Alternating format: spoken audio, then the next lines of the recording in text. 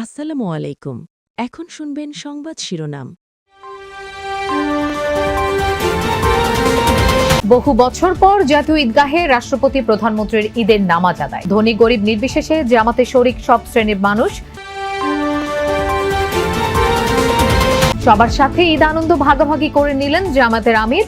হিংসা বিদ্বেষ ভুলে সবাই মিলে দেশ গড়ার আহ্বান।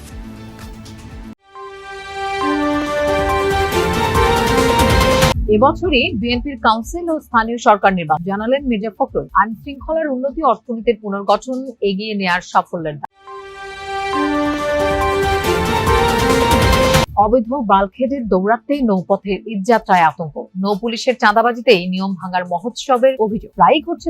এতক্ষণ শুনছিলেন সংবাদ শিরোনাম। এখন শুনবেন বিস্তারিত।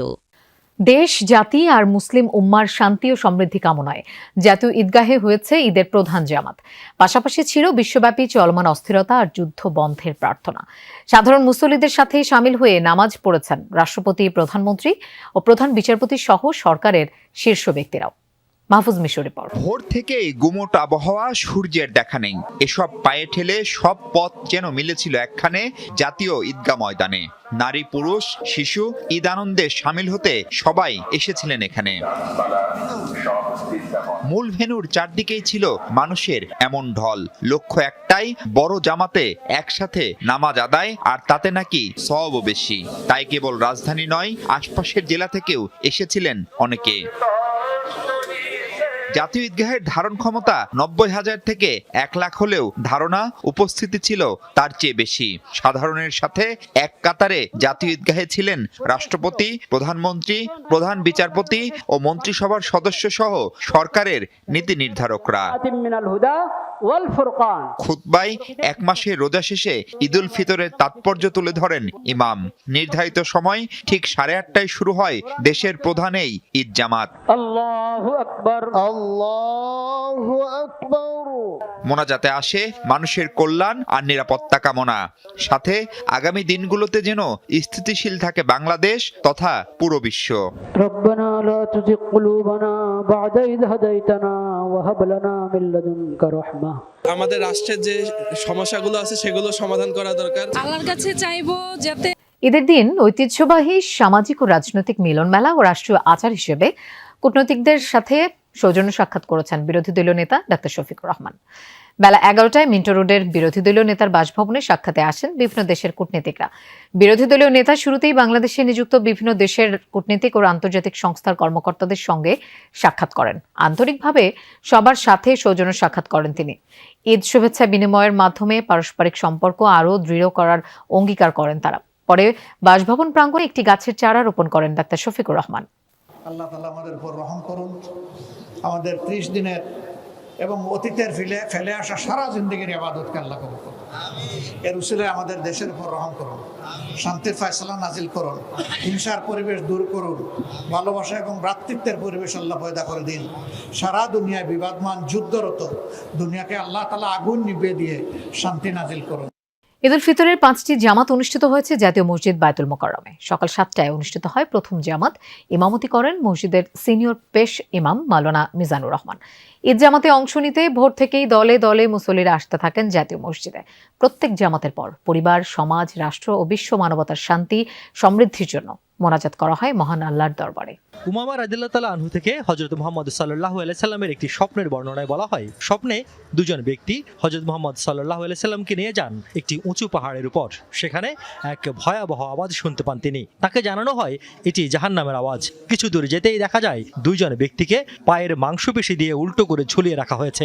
এরা সেই ব্যক্তি যারা ইফতারের আগে রোজা ভঙ্গ করেছিল। এমন আযাব থেকে বাঁচতে যারা 1 মাস সিয়াম সাধনা করেছেন, আজ তাঁদের পুরস্কারের দিন, আজ ঈদের দিন।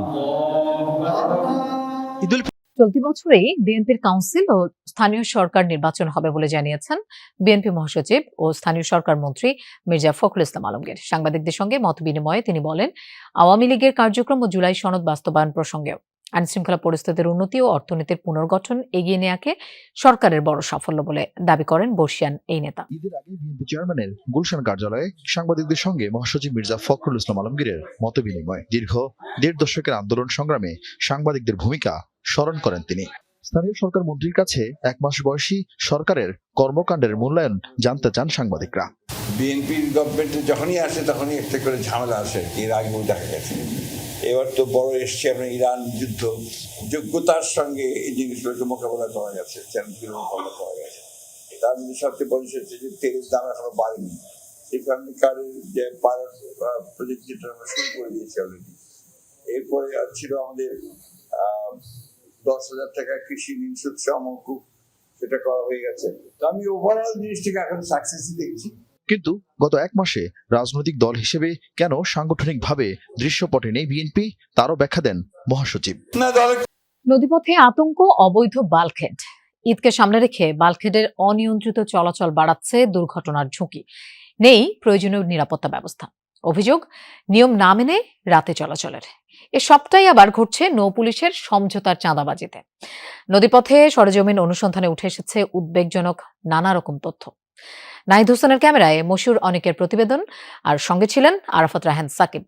ঘটনাটি 10 মার্চ দুপুরের। ঢাকা থেকে যাত্রী নিয়ে মুন্সিগঞ্জ যাওয়ার পথে মাঝ নদীতে হঠাৎ ইমার্জেন্সি বাঁক নিতে হয় লঞ্চটিকে।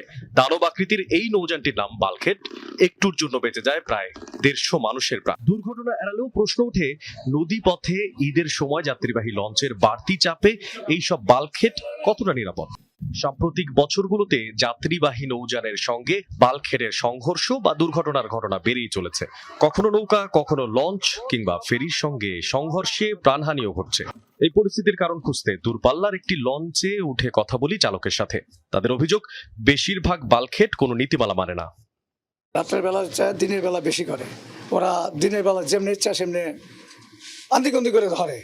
আমরা হরন দিলেও আমাদের হরনের ওরা কোনো গুরুত্ব দেয় না। ওরা লস্কর থেকেই বাল্কহেড চালাচ্ছে, ওদের কোনো প্রশিক্ষণ নাই। ওরা রাত্রে চলার কোনো অধিকারই নাই, কোনো অনুমতি নেই। দিনে চলার অনুমতি, রাত্রে ওরা চালায় ওদের ইচ্ছা মতো। অনেক বাল্কহেডে নেই সঠিক লাইটিং, হর্ন কিংবা সংকেত সিস্টেম। দূর থেকে দেখে ছোট নৌকা মনে হলেও কাছে গিয়ে বোঝা যায় বিশাল বাল্কহেড। এরা ইচ্ছা করে উল্টা পাল্টা চালাইয়া, পাতাল্লা চালাইয়া, সোজা চালাইয়া লঞ্চ যাত্রীবাহী লঞ্চগুলির উপরে উঠাইয়া দেয়। এরপরে লঞ্চ যাত্রীবাহী লঞ্চগুলির দোষ দেয়। চালকদের ভাষ্য অনুযায়ী মুন্সিগঞ্জ এলাকায় বাল্কহেডের উৎপাত সবচেয়ে বেশি। বিষয়টি যাচাইয়ে যাওয়া সেখানে প্রথমে একটি নিয়ম মেনে চলা নৌযানে উঠে দেখি নিরাপদ নৌযানের জন্য কি কি থাকা দরকার। সেখানে রয়েছে VHF রেডিও, নেভিগেশন সিস্টেম, পানির গভীরতা মাপার যন্ত্র, সঠিক লাইট, হর্ন এবং কুয়াশায় সংকেত দেওয়ার ঘণ্টা। এরপর বাল্কহেডে গিয়ে দেখা যায় ভিন্ন চিত্র। নদীতে 3 ধরনের বাল্কহেড চলাচল করছে, বড়, মাঝারি ও ছোট বাল্কহেড, যেগুলোর প্রায় সবগুলোরই নেই আধুনিক কোনো নেভিগেশন বা যোগাযোগ